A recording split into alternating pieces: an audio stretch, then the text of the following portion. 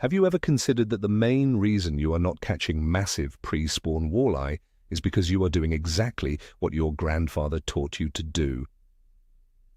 What if the undisputed kings of the lake are not hiding in the deep, safe holes, but are actually lurking in places that most fishermen are absolutely terrified to cast into? Welcome back to the channel. Today, we are tearing up the old rulebook and exposing a massive blind spot in early spring walleye fishing. I promise you, by the end of this video, you will look at your local lake in a completely different way, and you will finally understand why your deep water jigs are constantly coming up empty. Are you brave enough to lose a few lures to catch your personal best? Or are you going to stay out in the deep water with the rest of the frightened crowd? Let me know in the comments before we even get started. Spring is the ultimate season of hope for anglers. The winter ice finally melts, the boat ramps open up, and every walleye angler rushes out to the exact same spots they have fished for a decade. We have all been conditioned, practically brainwashed, to believe that walleye are exclusively creatures of the deep, dark water.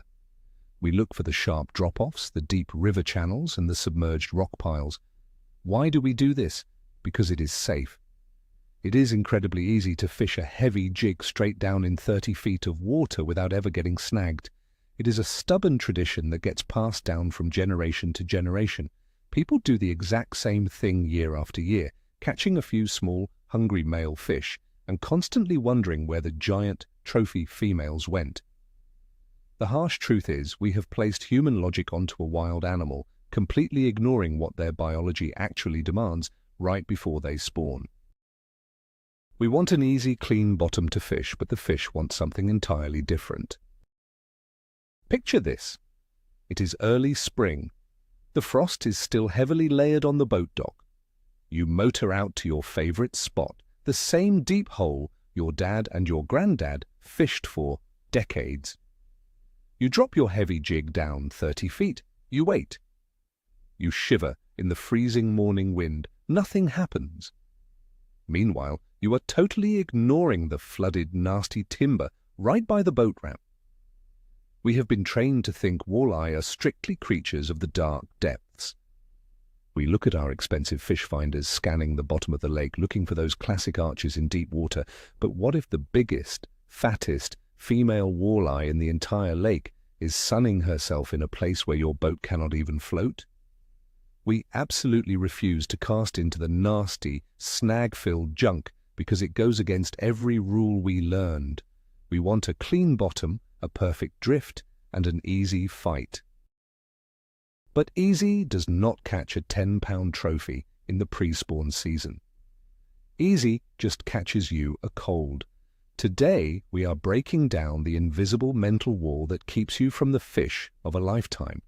You need to start casting where you are absolutely terrified to lose your favorite lure. Let us talk about what a massive female walleye actually wants right after the winter ice melts away. She is carrying a very heavy load of eggs. She is tired, she is hungry, and she is incredibly cold. Deep water is stable, sure, but it is freezing down there. She desperately needs energy. She needs warmth to speed up her metabolism and help those eggs develop properly. Where does she naturally go? She goes exactly where the water warms up the fastest, and that is definitely not 30 feet down in a dark trench. That is right up against the shoreline in water so shallow it would barely cover your knees. I am talking about 1 to 3 feet of dirty water. Most traditional guys would never dream of throwing a walleye bait in there. They think it is strictly base water. They think it is only good for tiny panfish. But the biggest walleye in the system will slide up into these ultra-shallow zones during the middle of the afternoon to soak up the sun. The mud bottom heats up, the baitfish move in, and the big predators follow closely behind. If you are sitting out in the middle of the river channel, bouncing a piece of heavy lead off the deep rocks, you are missing the absolute best action of the year. You have to change your mindset and realize these giant fish are actively hunting in the shallows. Now imagine a long stretch of shoreline completely covered in jagged, nasty rocks. Not the nice, smooth pebbles you find on a summer swimming beach, but the kind of sharp, broken concrete and massive boulders that eat fishing jigs for breakfast. This is the exact kind of transition zone where a deep channel swings up tight against a shallow, unforgiving rock wall. Most fishermen will troll right past this area without a second glance. They will stay a very safe distance away because they know if they cast in there, they will get snagged on the very first crank of their reel. But those dark crevices and tight gaps between the rocks are absolute magnets for huge pre-spawn walleye. The rocks naturally hold heat from the afternoon sun. They also harbor crawfish and stunned baitfish that get pushed in by the early spring winds. To catch these fish, you have to be willing to get right up into the danger zone. You pitch a light jig right against the dry rock and let it tumble down the jagged face of the boulders. Yes, you are absolutely going to lose some tackle. You might lose a dozen jigs in a single hour, but when you finally feel that heavy, solid thump and your rod bends double, you will instantly forget all about the $3 you just left on the bottom. The massive risk is completely worth the trophy reward. Let us dive deeper into the actual psychology of the snag. Why do we fishermen hate it so incredibly much? It is not just about the lost money, though nobody likes losing expensive lures over and over. It is really about the intense frustration. You make a perfect cast, you feel a subtle tick, you set the hook with all your might, and suddenly you realize you are firmly attached to a submerged oak tree. You have to break off your line, retie your knot, put on a brand new bait, and your entire fishing rhythm is completely shattered. Because of this extreme annoyance, 99% of anglers subconsciously steer their boats far away from heavy cover. They look for the smooth sand, the clean gravel, the easy drift. But big, old walleye are not stupid. They survived this long for a reason. They know that heavy cover means total safety from diving birds, from larger predators, and most importantly, from the armada of noisy fishing boats overhead.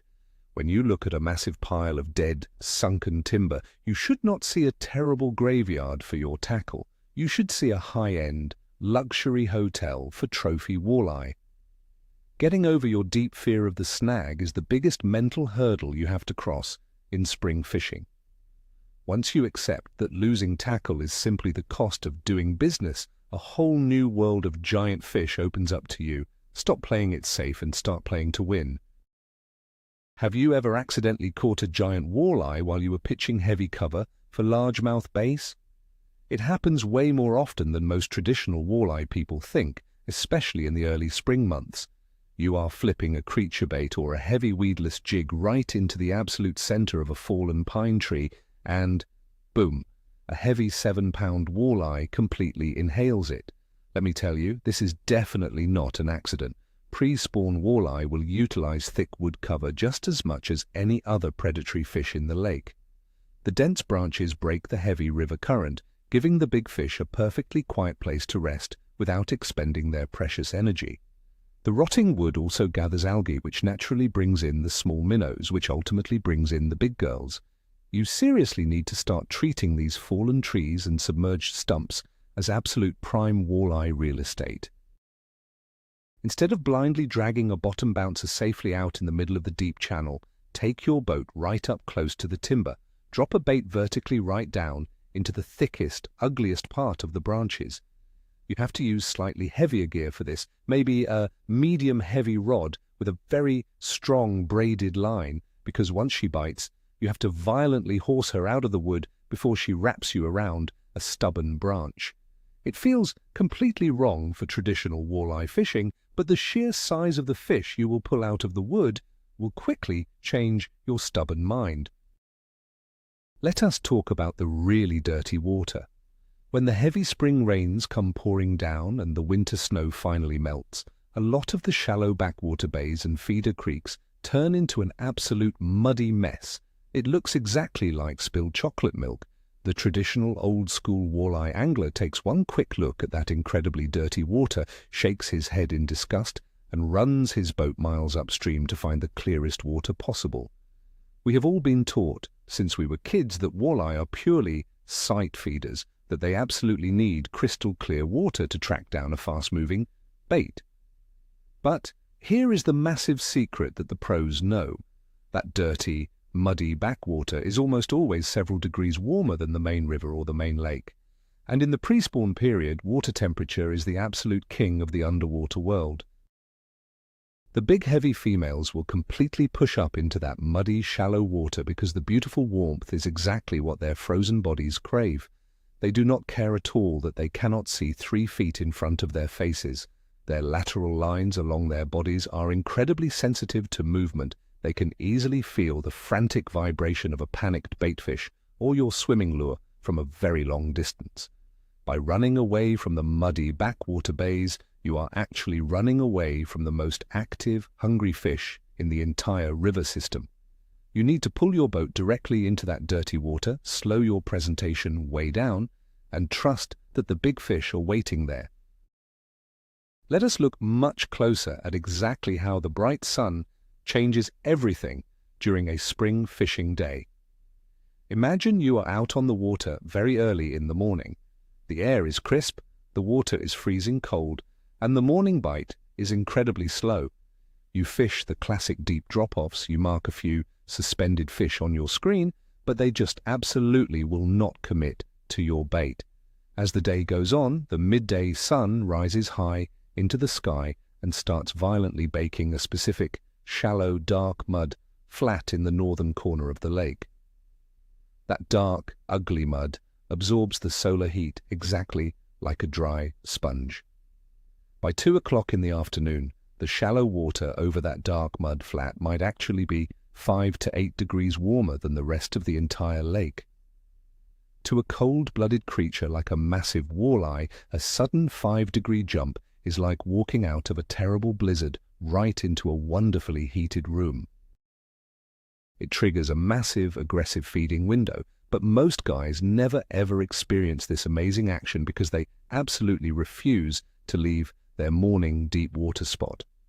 They are still sitting stubbornly over 30 feet of water, scratching their heads and wondering why the fish have complete lockjaw. If you really want to catch a true giant, you have to follow the heat. You have to push your boat right into that shallow mud flat, kill your loud outboard motor, and use total stealth. Cast very light jigs or tiny small swim baits directly into the rapidly warming water and hold on tight, because the strikes will be incredibly fierce. Another bizarre place that traditional anglers absolutely hate casting into is the dead, rotting weeds. In the very early spring, the fresh new green vegetation has not even started to grow yet. All that is left in the shallow bays are the decaying, ugly, brown stalks of last year's weed beds. Most normal fishermen completely avoid these areas because they are an absolute nightmare to fish through. Every single cast brings back a hook entirely covered in slimy, brown, disgusting sludge. It is frustrating, it is dirty, and it feels like a total waste of precious fishing time. But look closer, because underneath that decaying, gross mess, aquatic life is already starting to wake up from the winter. Tiny bugs, small insects, and baby baitfish use those dead brown weeds for hiding cover when the rest of the sandy lake is completely barren. And exactly where the small bait goes, the massive female walleye will eagerly follow. They will physically tuck themselves right into the very thickest patches of that brown cabbage, just waiting to violently ambush anything that accidentally swims by. To fish this ugly cover effectively, you have to completely ditch the exposed treble hooks. You simply cannot throw a traditional hard bait in here. You absolutely need a weedless setup. A soft plastic paddle tail rigged perfectly on a swimbait hook with the sharp point totally hidden inside the plastic is the perfect tool. You slowly swim it right through the dead vegetation. Yes, you will definitely still pick up some nasty slime, but you will also pick up the heaviest, fattest fish of your entire season. Now we absolutely have to discuss the most critical, often ignored element of shallow water walleye fishing, and that is complete and total stealth. When you are fishing in barely 2 or 3 feet of clear water, you simply cannot act like you normally do out in the deep, safe channel. Out deep, you can carelessly drop heavy pliers on the floor of the aluminum boat, you can run your loud gasoline motor all day, You can cast giant, scary shadows, and the fish way down below will barely even notice you are there.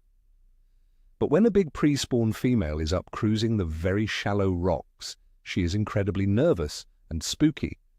She instinctively knows she is highly exposed to danger. Any unnatural metallic noise, any sudden dark shadow, and she is gone in an instant. The absolute biggest mistake people make is running their huge gas motor right up to the shallow spot, dropping a heavy metal anchor with a giant, echoing splash, and arrogantly expecting the fish to just stick around and bite. You have to treat this shallow water game exactly like you are silently stalking a wild deer in the woods. Shut the big heavy motor off 100 yards away. Use your quiet electric trolling motor on a very low setting, or even better, just use the natural wind to quietly drift your boat right into position. Keep your voice down to a whisper. Do not slam the plastic cooler lid shut. Make incredibly long casts so your boat hull is absolutely nowhere near the feeding fish. If you can truly master the difficult art of silence, you will easily catch shallow walleye that other much louder boats have already permanently spooked away. Let us talk seriously about your fishing tackle, specifically the actual physical weight of your chosen lures. The traditional old-fashioned walleye angler absolutely loves a very heavy jig, a half-ounce, maybe even a massive 3/4-ounce piece of painted lead. They desperately want to feel the hard bottom. They want to know exactly where their bait is at all times during the drift. But when you finally move into the extreme shallows or into the heavy flooded timber we talked about, a heavy lead jig is your absolute worst enemy. It sinks like a thrown stone. It wedges itself deeply into the rocks instantly, and it looks completely unnatural falling that fast in just 2 feet of water. You have to force yourself to lighten up. I am talking about seriously dropping down to a tiny 1/16 of an ounce, or maybe an 1/8 of an ounce at the absolute most. It feels incredibly strange and frustrating at first. You cast it out and it feels like it takes forever to finally sink. You can barely even feel it on the end of your fishing line. It is a true finesse game, and it takes a lot of mental patience to finally get used to it. But that incredibly slow, agonizingly lazy, fluttering fall is exactly what triggers a lazy, cold water walleye to finally open her mouth and bite. The super light jig smoothly glides over the sharp rocks instead of violently crashing directly into them. It perfectly hovers over the tops of the dead weeds. It naturally stays right in the strike zone 10 times longer than heavy lead. Put away the heavy jigs and learn to fish light, and your shallow water catch rate will absolutely skyrocket. The great never-ending debate in spring walleye fishing is always live natural bait versus artificial plastic lures. For many generations, the absolute holy grail of early-season walleye fishing has been a lively minnow hooked on a painted jig head. It is exactly what our grandfathers swore by, and they caught plenty of fish. But when you are casting directly into the treacherous places we are talking about today, the flooded willow bushes, the nasty jagged rocks, the heavy wood cover, live bait, is actually a massive disadvantage. Every single time you cast a delicate live minnow into a pile of sharp branches, it gets violently ripped completely off the hook. You end up spending half your day freezing your wet hands in the bait bucket, constantly rebaiting your bare hook. Soft, artificial plastic baits are the ultimate, undisputed weapon for the extreme, snaggy shallows. A tough, durable plastic swim bait or a ribbed curly tail grub stays securely on the hook, no matter how many times you accidentally bounce it hard off a wooden stump. But much more importantly, you can fish a plastic lure significantly faster and easily cover way more water. You are actively looking for the highly aggressive fish, the one huge female that has moved all the way up to feed right now. Plastics perfectly allow you to trigger a violent reaction strike. The big fish does not have any time to slowly inspect the bait. She just sees something quickly fleeing through her living room and she absolutely crushes it. Leave the heavy minnow bucket safely at home and completely trust the plastic. Picture at a very steep, angled bank heavily covered in man-made riprap. These are the giant, square boulders placed intentionally along highway causeways, road bridges, and shorelines to permanently prevent soil erosion. The moving water current hits these giant boulders and naturally creates tiny little quiet eddies and narrow seams of completely slack water right against the dry bank. Most normal guys will park their boat way out in the main river current, cast their jigs toward the rocks, and slowly work their bait all the way back out to the deep water. But they are completely fishing it backwards. The smart walleye are definitely not sitting way out in the fast, tiring water looking in toward the shore. They are firmly pinned right against the rocks, facing directly upstream, just lazily waiting for dead food to wash right into their little slack water ambush pockets. To fish this unique structure correctly, you urgently need to get your boat right up, incredibly close against the shore. You want to cast perfectly parallel to the rocks, not perpendicular. Keep your swimming bait completely in that narrow, quiet strip of slack water for the entire length of the retrieve. This is exactly where the big girls are safely resting. It is a highly terrifying way to fish because you are literal inches away from deeply scratching up the side of your very expensive fiberglass boat on the jagged concrete. But this risky parallel approach keeps your lure safely in the active strike zone 100% of the time, rather than just the first 3 seconds of a traditional, safe cast. If you really want to see exactly how incredibly shallow a massive trophy walleye will actually go, you have to be brave enough to stay out long after the sun goes completely down. Night fishing in the freezing pre-spawn season is definitely not for the faint of heart. It is brutally cold, it is pitch dark, and it is entirely based on pure feel.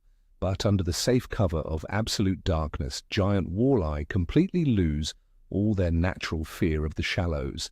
They will aggressively push into water so incredibly shallow their spiky dorsal fins are literally breaking the surface of the lake. I have quietly stood on the rocky shoreline in the pitch black and clearly heard the massive splash of 10-pound walleyes violently chasing minnows in barely 6 inches of water. It honestly sounds exactly like someone throwing large cinder blocks right into the lake. You absolutely cannot fish these nighttime shallow monsters with traditional lead jigs.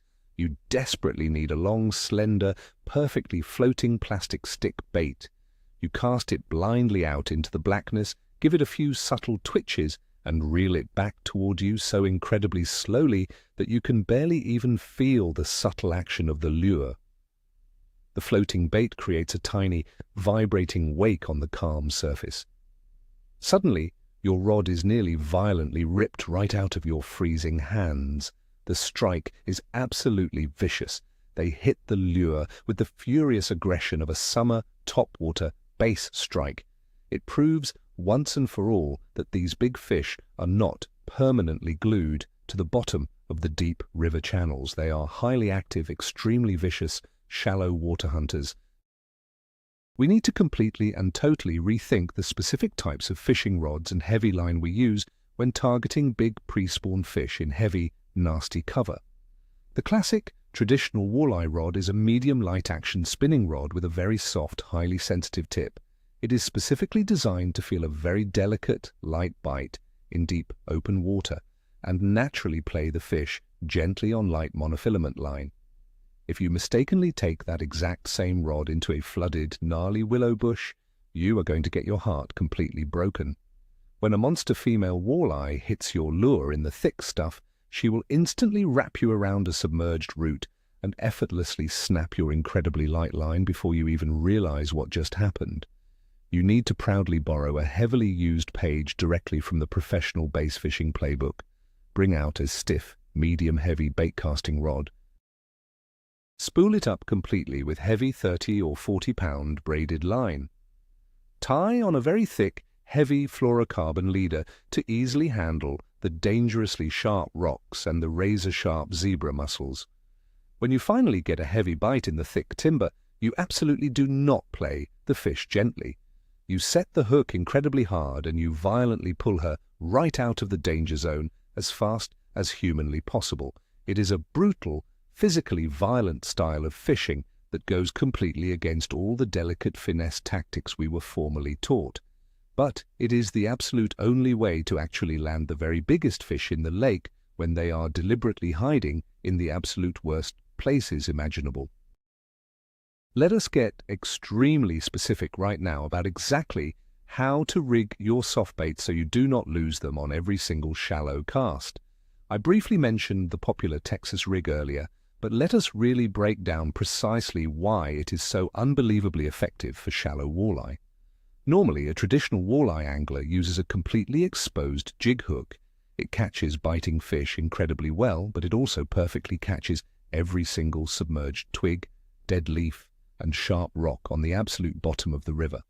If you take a standard bass fishing metal bullet weight, tightly peg it to your main line, and securely tie on a wide gap offset bass hook, you can beautifully rig a plastic minnow completely weedless. The sharp point of the hook is totally buried safely inside the soft plastic body. You can literally drag this amazing rig directly through a fully submerged pine tree, and it will smoothly slither right over the nasty branches without ever snagging. At first, you might seriously worry that a walleye will not have the jaw power to completely compress the plastic body and expose the sharp hook. But you must trust me on this, a massive female walleye has jaws exactly like a steel vise trap. When she aggressively clamps down on that plastic bait, the sharp hook will easily penetrate her bony mouth just fine. Using a smart weedless rig gives you the ultimate confidence to boldly throw your bait right into the darkest, ugliest, most intimidating piles of trash on the entire shoreline. And that fearless confidence is exactly what constantly translates into catching giant trophy fish. The strong howling wind is your absolute best friend when you are seriously hunting big fish in the extreme shallow water. Most normal guys absolutely hate the wind. They wake up early, look out the window, see the large whitecaps forming on the lake, and they immediately go right back to sleep. Or they hide their boat safely on the completely calm side of the lake, peacefully fishing the glassy, quiet water. But remember this rule: the calm, quiet water is usually completely dead water.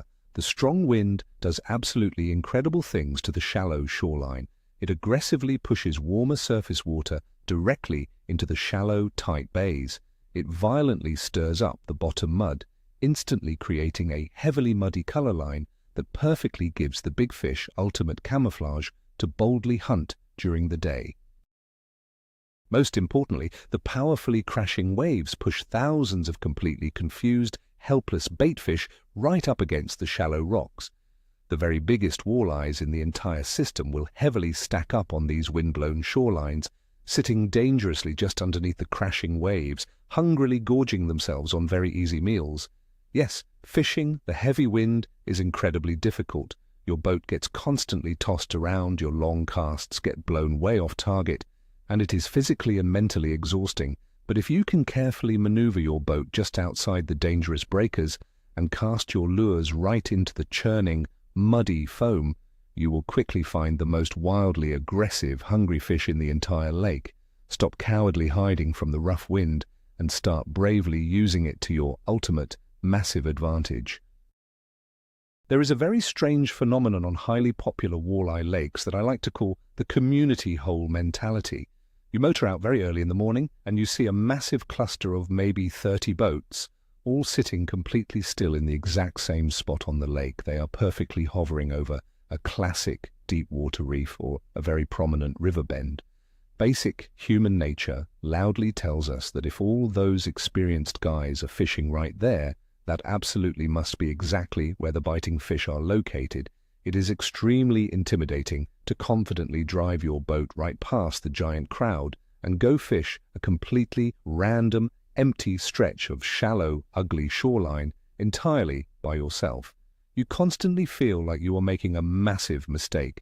You strongly feel like the village fool who is totally missing out on the big fishing party. But deeply think about the extreme pressure on those deep water community holes. The stressed fish down there have literally seen 100 lead jigs, 1,000 heavy bottom bouncers, and perfectly seen every single color of plastic bait ever manufactured, all before noon. They are heavily stressed, they are totally shut down, and they are practically impossible to catch. By leaving the massive armada of boats completely behind and bravely searching for isolated, ugly, shallow cover, you are smartly targeting totally unpressured fish. You are casting your bait to fish that have definitely not seen a single lure all day long. Breaking completely away from the sheep herd is a massive mental hurdle, but it is the absolute fastest way to stop catching tiny fish and boldly start catching true giants.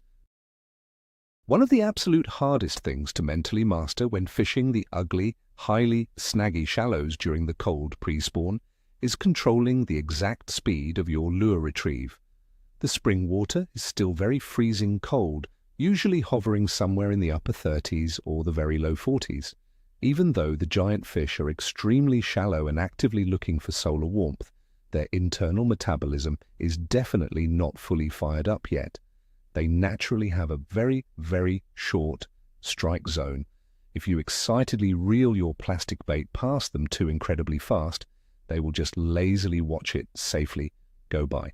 They will absolutely not spend the precious physical energy to aggressively chase it down the bank. You have to force yourself to fish painfully, agonizingly slow. It requires an absolutely incredible amount of mental discipline. You cast your tiny, light jig or your weedless plastic bait directly into the flooded, nasty timber, and you literally just let it sit right there on the bottom. You barely even twitch the tip of your rod. You carefully drag it exactly 1 inch at a time, directly over the sunken, rotting logs. It honestly feels like you are doing absolutely nothing at all. Your busy mind starts wandering, and you desperately want to reel in quickly and make another fast cast. But the much longer you can keep that subtle bait slowly dancing right in the tiny strike zone, hovering right in front of the big fish's nose, the far more likely you are to finally trigger a violent anger bite. They simply bite it just to forcefully get it out of their face. Slow down, take a very deep breath, and calmly fish slower than you ever previously thought was possible. In today's highly modern fishing world, absolutely everybody is totally obsessed with their incredibly expensive electronics. We all have massive, glowing screens mounted on our dashboards constantly showing us live, forward-facing sonar beams. We routinely spend all day completely staring down at the bright screen, basically playing video games with small fish suspended in deep, clear water. But when you finally move your boat way up into 2 feet of thick, dirty water, those incredibly expensive screens quickly become completely and totally useless. The advanced sonar beam simply cannot penetrate the extremely shallow, heavily cluttered rocks and thick timber. You actually have to reach over and turn the glowing screens completely off and finally start using your human eyes. You have to quickly relearn how to naturally read the shallow water exactly like our grandfathers successfully did. Carefully look for the very subtle visual clues. A dark, strange patch on a sandy bottom that perfectly indicates a totally isolated living weed bed. A very slick, smooth spot on the surface of a highly rippled bay that clearly shows a massive underwater boulder breaking the underwater current. The sudden, desperate flash of a highly startled baitfish right near a fallen, rotting tree. These vital visual cues are your absolute only fish finders in the extreme, dirty shallows. It completely forces you to be mentally present, to deeply watch nature, and to profoundly understand the wild environment happening all around you. Putting away the electronic crutches and totally trusting your pure instincts is an incredibly rewarding, primitive way to fish. It beautifully connects you to the wild water in a deep way that mindlessly staring at a computer screen absolutely never will. So, let us carefully put all of these wild puzzle pieces perfectly together for your very next spring fishing trip. You are going to back the trailer down and launch the boat. And instead of blindly heading straight for the deep, safe, crowded water, you are going to boldly turn your boat directly towards the nastiest, most completely unforgiving, shallow cover on the entire lake. You are going to specifically look for the shallow, dark mudflats rapidly warming in the afternoon sun. You are going to aggressively seek out the jagged, snag-filled riprap banks and the massive, ugly piles of dead, sunken timber. You are going to confidently tie on a weedless rig or a super tiny, light jig, permanently leaving the heavy painted lead and the freezing live minnows completely behind. you will slowly approach the shallow spots with total, absolute silence, purposely keeping your boat noise down to an absolute bare minimum. And most importantly, you are going to mentally prepare yourself right now to lose some expensive tackle. You are going to happily accept the frustrating snags, the broken line, and the deeply scratched up paint on the side of your boat. Because you now finally know a massive truth that 90% of the other stubborn anglers on the water completely refuse to ever believe. The absolute biggest, most incredibly massive pre-spawn female walleyes are definitely not hiding safely down in the dark, freezing depths. They are right up in the extreme shallows, boldly ruling the thick cover, simply waiting for an angler brave enough to cast exactly where everyone else is absolutely afraid to go. We have covered a lot of truly unconventional ground today, but if there is only one specific thing you take away from this entire video, let it be exactly this. Pre-spawn walleyes act incredibly similar to aggressive largemouth bass. That is the huge, mind-bending turning point. When you finally realize that these giant predators deeply crave extremely shallow water, intense solar heat, and thick, heavy cover just as much as a bass does, your entire fishing strategy instantly changes forever. The long, boring days of aimlessly drifting over deep, totally barren mud are completely over. You now fully know that to consistently catch the absolutely biggest fish of your entire life, you have to get your hands extremely dirty, you have to bravely lose some tackle, and you have to confidently cast your lures precisely where the other guys simply refuse to. Thank you so incredibly much for watching and generously spending your valuable time with me today. If you learned something totally new and unexpectedly useful, please kindly hit that subscribe button, leave a solid like, and definitely drop a comment down below. I really want to know what is the most incredibly unusual or unexpectedly ultra shallow place you have ever successfully pulled a giant walleye out of. Let us get a lively conversation going right down there in the comments, and I will absolutely see you out on the water.